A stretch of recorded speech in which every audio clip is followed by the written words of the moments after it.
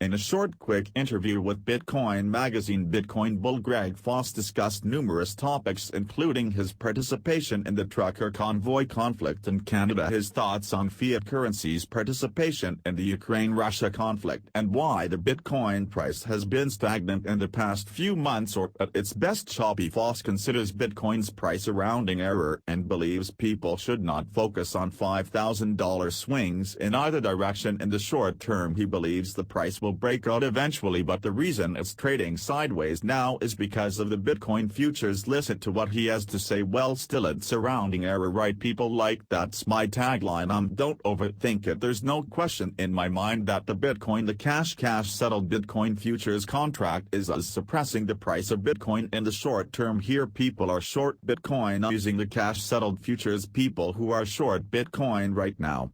Notwithstanding everyone who doesn't own it, but people who are short it are equity hedge funds that are correlation traders. Okay, they think that they should both be risk assets, and if you're long equities you can hedge using being short Bitcoin. I think that's an inverted trade, meaning I think it's absolutely asinine, but in the short term the correlation is working. Other people that are short Bitcoin are coiners, right? Like they hedge using Bitcoin, and that's just a fact of life, and there is a beta correlation there. And then even some people that are long Bitcoin mining stocks are likely short Bitcoin futures. So you have this contract that allows people to take a short position, and it's cash settled. It's not settled with the physical, so it does suppress it. But let's not overthink it. If people are short, sometimes they get caught in a short squeeze, and we did see that this week. My dig has a nice report that shows the decoupling of equities and Bitcoin, and I love their research, by the way. You can edit that out if Bitcoin magazine doesn't support Night Day, but at the end of the day I believe it's an education process. Natalie, you're very good at talking about the need to educate as people understand the true brilliance of Bitcoin and its true characteristics as an insurance product, not as a risk asset. You will see events like this in the future move the price up, not down, or not be suppressed. Still around in air, Natalie, it's worth over $2 million a Bitcoin in today's dollars. Let's not worry about $500 here or there. To watch the full interview, check out the link in the description. Do you agree with Greg Foss's analysis here? Leave a comment and don't forget to subscribe, and we'll see you in the next video.